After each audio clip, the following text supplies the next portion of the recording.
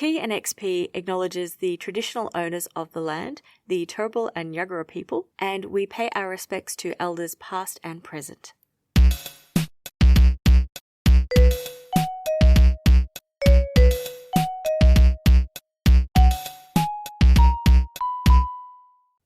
Welcome to T and XP, a couple's cozy gaming podcast. We're feeling cozy and we hope you are too.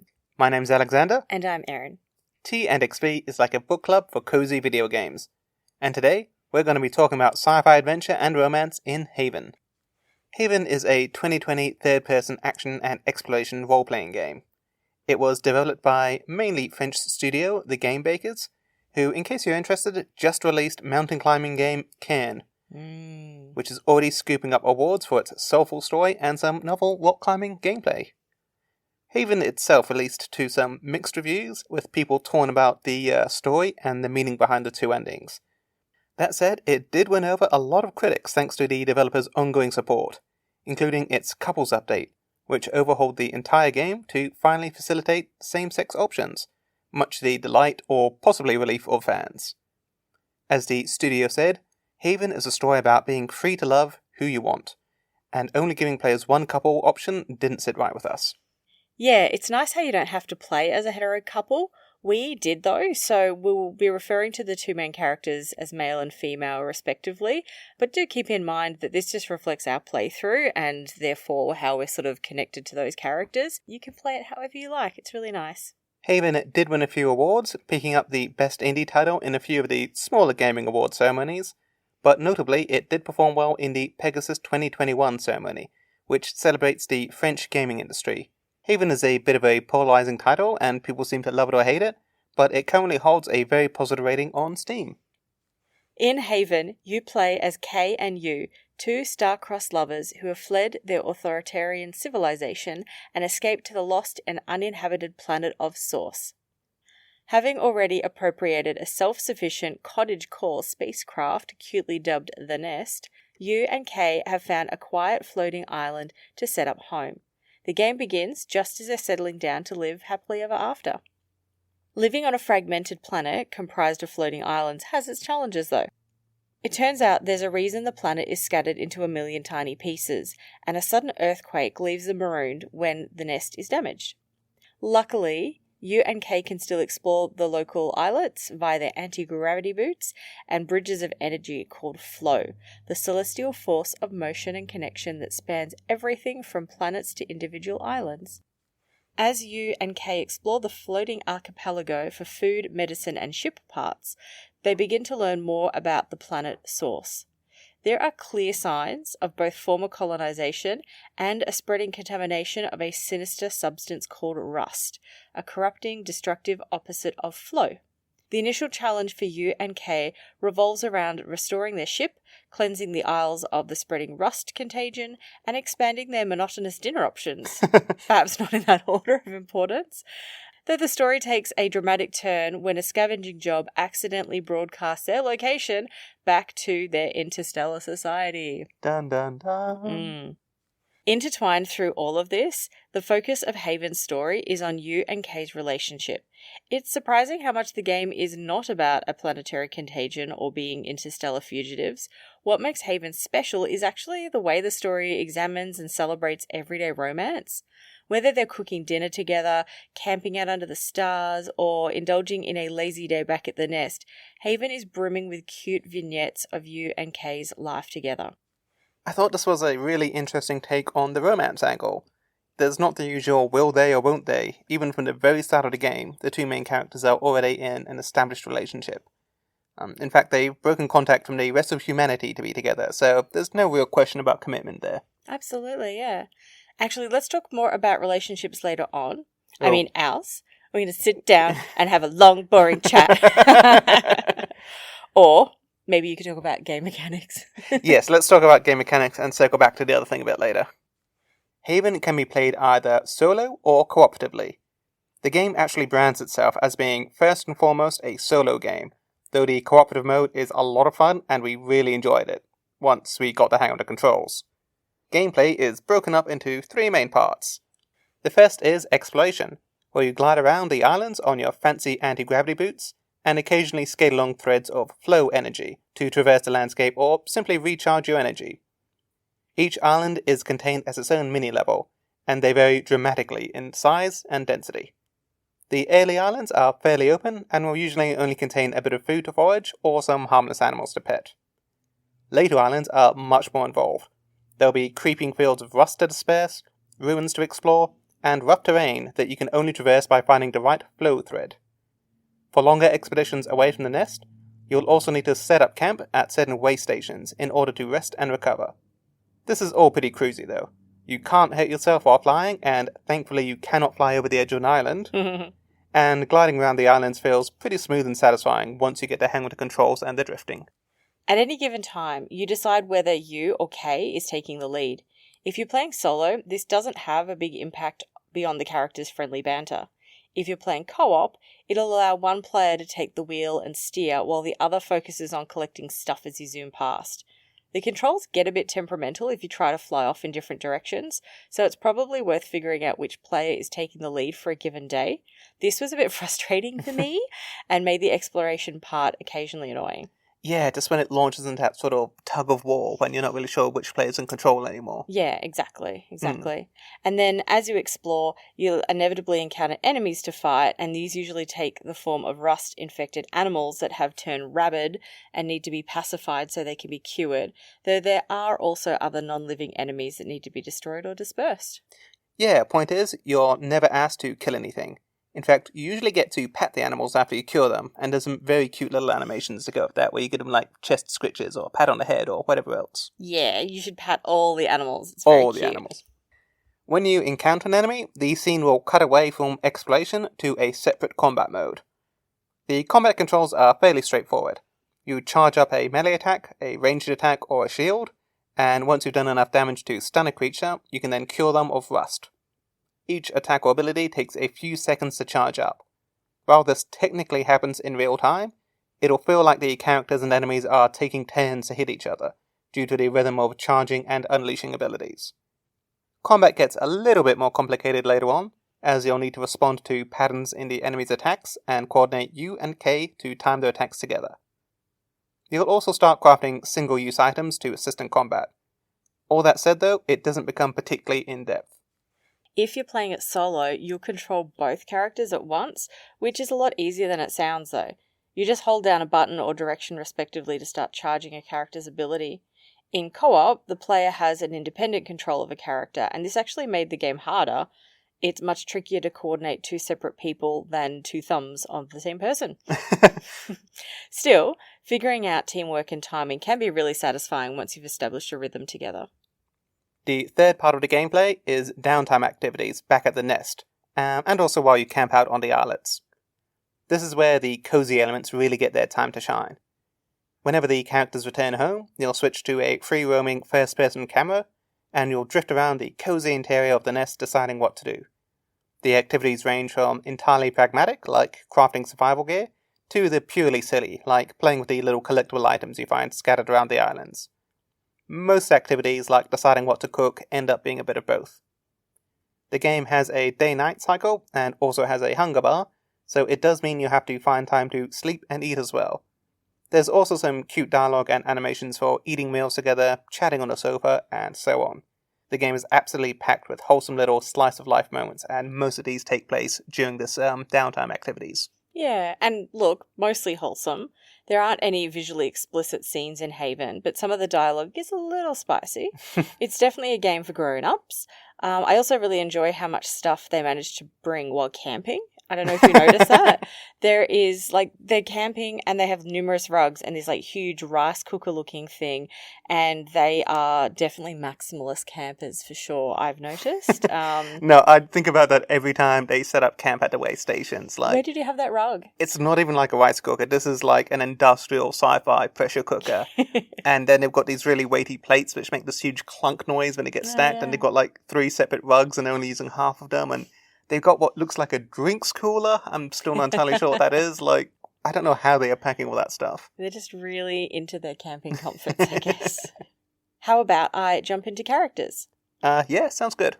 So regardless of what gender presentation you play as, Kay is the biologist and the chef. They take the lead on cooking, creating medicine, and identifying new plants to use. Yu is the engineer and child of a powerful leader of the apiary. Yu had a fiancé they were betrothed to back at the hive, and so the stakes are really high for them. Their knowledge of mechanics and innovation ensure the nest and your equipment are upgraded. And so you mentioned K and U's interactions before, but I want to add that some of the choices you make regarding dialogue impact on characters feeling more confident and self-assured, which has an in-game effect we won't spoil. Most importantly, how determined and focused you are as a couple impacts which of the two ending choices you're likely to pick. So even though you don't have a huge amount of character growth in the game, you do start with formed, well-rounded characters who have important communication moments that impact the game later on. There's also some minor characters we should talk about, and first and foremost is going to be Oink. Yes, the gorgeous salamander that you saved from Rust, who follows you home. Yeah, basically just like a giant gecko with some weird symbiotic mushrooms on his back. He's so cute. And we cannot forget Burble, who is a huge flying creature who becomes a fast travel option to various locations, providing that you have roasted apple dews to feed it. So apple dews are the most common food item in the game, and you in particular is thoroughly sick of them by the time you start the game. So I think Burble is welcome to them. Other creatures have some nice personality too. There's a big cat/deer looking thing that often just likes to run around with you once you've healed it of rust. And more importantly, as we mentioned before, almost all creatures allow you to scratch them or pat them, which is a really nice touch. And very important, so thank you for reiterating that. Do you want to chat artwork and visuals? I do want to chat artwork and visuals. Then you should do artwork and visuals. Go ahead. So the artwork and visuals are really bold and distinct. We have a colour palette that definitely runs towards like electric blues and purples and greens, which makes the orangey pink of the spreading rust really stand out. The character design is really cool too. There's a touch of the almost Japanese style anime about the leggy, cool K and U, and the cute loading screens show them in candid everyday moments together, or show them as adorable, chubby little chibi characters. Chibi, lovely. There's also some really lovely landscapes and biomes, such as wheat fields and swamps and tropical beaches and overgrown ruins. These all look lovely, whether you're exploring them by day or night or somewhere in between. There's also some very lovely cutscenes of sunsets with K and U hanging out at the nest, which has been given a cozy yet sci-fi aesthetic. It's really nice how it straddles futuristic, yet really, human and lived in. Yeah. I also want to do a quick word about the music, because I think this was actually one of the stronger parts of the game. Do it. So the music complements the artwork really nicely, and it was all created by Danger, a French musician. His style is electronic, trip-hop, French house, and synthwave. I had to look this up because I would otherwise not know what the difference was between trip-hop and French house. No, you're all about them. Don't lie. So, look, basically all things electronic. The music itself ranges from adventurous exploration pieces and tense fighting music to some really lovely, mellow, hanging out together tracks, which always capture the mood and moment really well. Yeah, there's a lovely guitar piece from Haven that you can find on YouTube and music services that just is a really lovely loop of music for background ambience if anyone's ever interested. And just unlocking that track in-game was also a really nice story moment. Yeah. I feel like the music is one of those things that's easy to overlook, but they really nailed it in Haven. The range of energetic electronica for exploration and chill beats to hide away from civilization too really work. Did you want to talk accessibility? I do. So right off the top, I think this game relies on rhythm and timing in a way that makes it a bit inaccessible to some. Even the non-combat exploration requires players to make some sharp mid-air turns, and I think that's not going to suit everyone. Having said that, there's some really cool considered accessibility features that are worth mentioning. For example, you can choose to have subtitles on or off during combat, and you can choose if those subtitles have a background to them for contrast and clarity.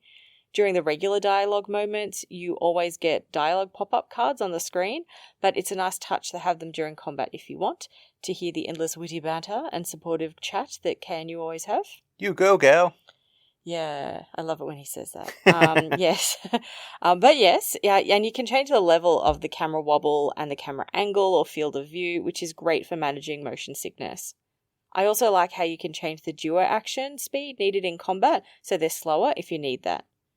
There's a few settings for visuals that make them have clearer outlines, and for the controls, you can actually just remap your controllers to whatever you want. Overall, even though at the end of the day you'll need to be able to change directions whilst gliding and engage in timed combat, there's some really admirable accessibility features relating to visuals, motor control, and some timing that could be really helpful. There's some really interesting ideas in Haven. How about you start us off? Yeah, there's a few I want to breeze over, not because they're unimportant or uninteresting, but because there's some we want to talk about more than others. Yeah. So I'm actually going to go with the little guys first. Okay. The game has quite an anti-corporate and dystopic message to it. Kay and you escape from an all-encompassing corporate/civilization society where roles and romance are defined for everyone. The game cleverly reveals this and kind of hints at it as you go along, rather than having these huge dumps of exposition. So Kay and you's dialogue feel quite genuine even when they're talking about it.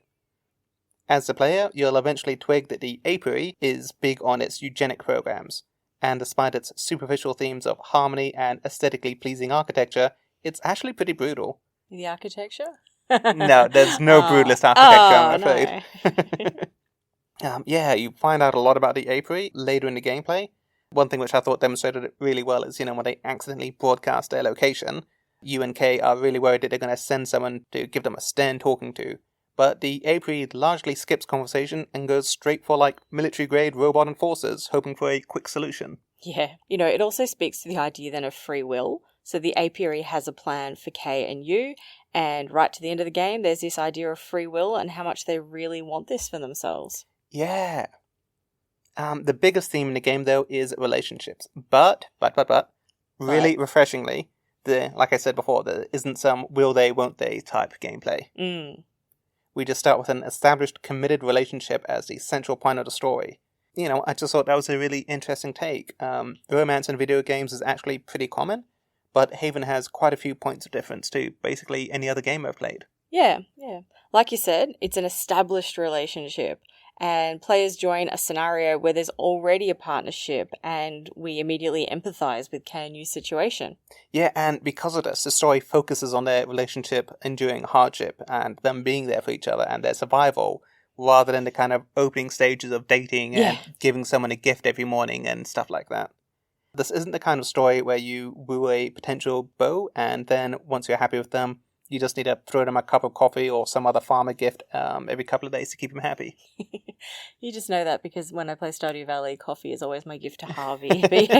But yes, it's not a dating sim.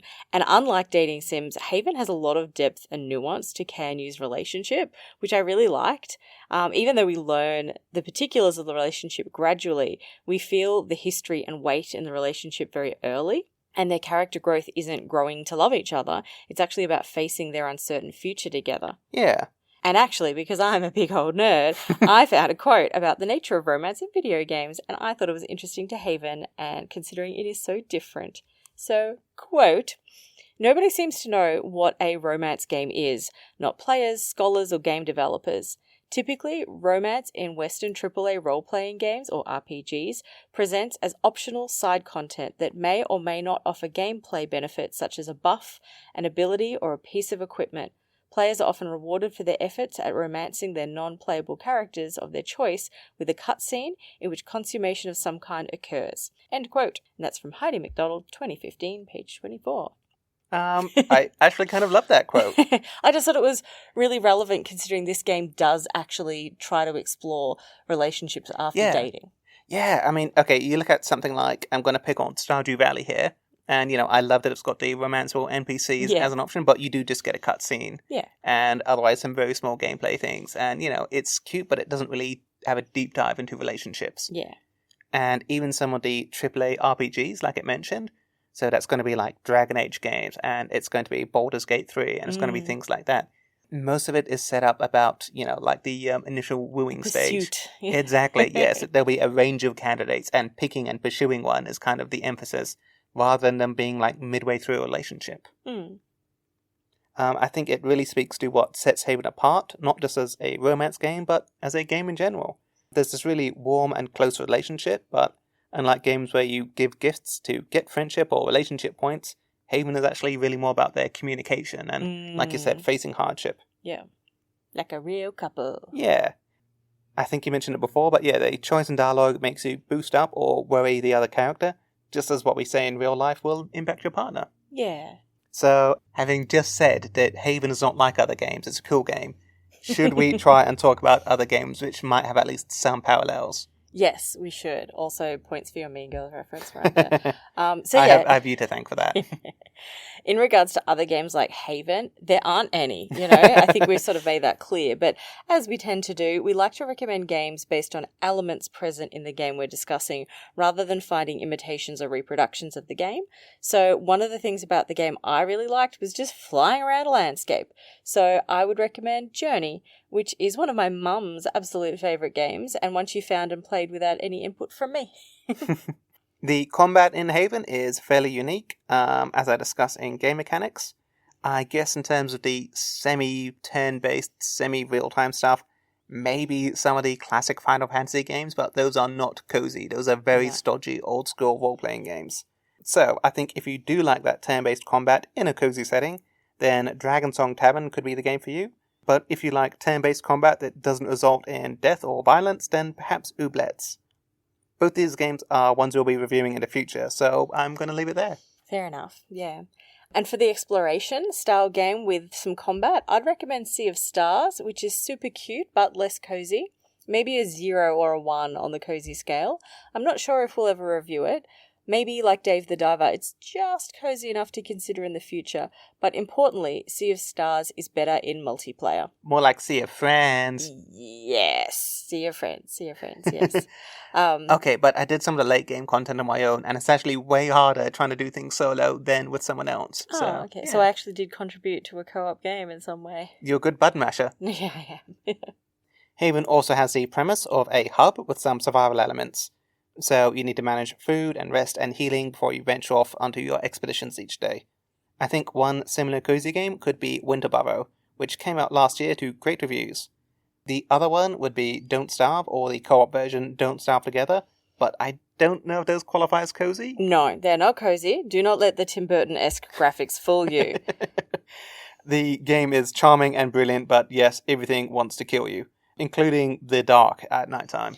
Yeah, and for example, you might be chased through the night by something fast with spindly spider legs, and you might just run back to the base, to find the patch of light that will save you, only to find out you've been chased by a harmless table that just wants to be close to you, for example.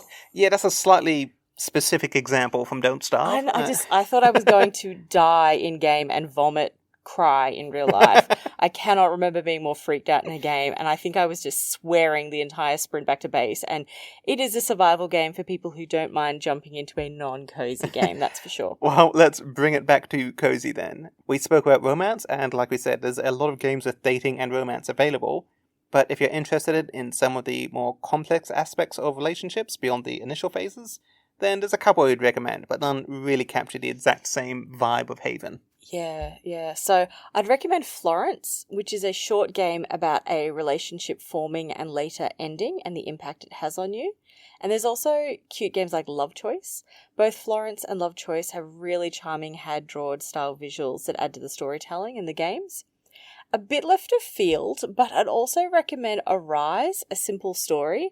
It's about an older man who has passed away and is reliving or replaying key moments of his life and the choices and hardships he went through to be with his wife. It is sad. Sad old man. Sad old man, 100%. We have this theory, gentle listeners, about an invisible game category called Sad Old Man, which is just about dudes reflecting on their terrible, sad lives. We should do a 3 of a kind on that. Yeah, stay tuned for that, because I feel like without even trying, we've already played like 5 sad old man games. It just comes up a lot in any cozy game which wants to be sentimental. Yeah. It goes straight for sad old man. Sad old man. That's a lot of good game recommendations. Should we press through to the cozy rating, though? Absolutely. The visuals and storytelling are the key reasons we think that Haven is a cozy game. Exploring the nest and the landscape are really rewarding and great to look at. And even during combat, you can't die, and you'll just re-engage with the combat after some lost time and lost health. You also can't get hit by falling out of the sky, or if you drop off a flow thread or anything like that. So, there's not that much peril in the game.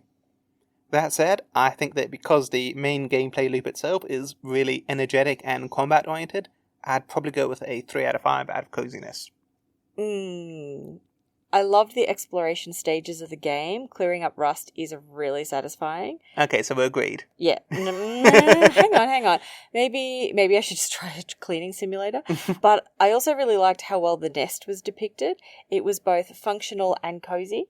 And the dialogue and cutscenes set in the nest are really nice. You feel like you're watching two people in a warm relationship talk to each other in a really realistic way.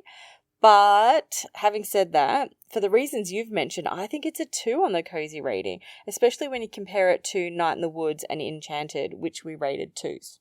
Okay, fair point. I will give ground and we'll go with a 2. Yeah. But only because Winner. I felt really attacked when Kay finds that strategy game and he's going through the rules. And he's like, oh yes, and if you build a barracks, it takes 1 turn to recruit, unless you've also built a command center. It's like, this is aimed at me and I'm badly wounded. Yeah. No, it's aimed at me, trying to understand you explaining tabletop games to me, and me just becoming that Homer Simpson's meme where it zooms into his brain and it's like, I have no attention span when someone is explaining the rules of a tabletop game to me. Yeah, but the whole point is like, Kay is just happy just reading the rules on this game. He will never play with another person. True. Like, yeah. Back on track. Speaking of games, yes. Game rating. Okay. I really like the focus on KNU's togetherness and the joint decision making that they had in the game. I think it feels like there are consequences if you don't get battles right, but they're not devastating. There are lots of games where you have to work together, but I like how Haven really immerses players straight into their situation, creating instant connection and empathy. For me, the maneuvering along threads was a bit frustrating, but you know that I'll always own my own lack of skills when it comes to gameplay. At least with the flow threads, there is the option of letting the other character take the lead. Yeah, that's true. So I found the combat could be a little bit grindy, and the storyline, which I loved, it just took too long to get going. Like the first 30 minutes, sure, that a lot of games have a little bit of lead in time. It feels like you're just kicking around your ship and the islets for quite a while before you start getting answers and meaningful plot points, beyond what is hinted at just in KNU's dialogue and cutscenes. It's worth the wait, and the storyline does really ramp up and has a great ending, but it just takes so long to get there. Also, the game isn't for everyone, and so maybe I'm just one of those people it really clicked with, but I would still very happily give it a 3 out of 5 or a B on the SABCD scale. Okay. I get that. Those sort of pacing issues as well. Yeah. Okay. So overall, we are 2 on the cozy scale, 3 out of 5 / a B for overall rating. Yeah, sounds good. Love it. That's all we have for today. Thank you for listening to T and XP, a couple's cozy gaming podcast. We'd like to encourage you to follow our Instagram account, which you can find at T and XP Podcast. And if you like listening to us, then rating, reviewing, and following are really helpful in ensuring like-minded people find us. Join us next week for an everything sim in Ooblets, where you're going to try a lot of different game features, including adorable little dance-offs. So, stay cozy. Like drinking apple brew with someone you really, really like.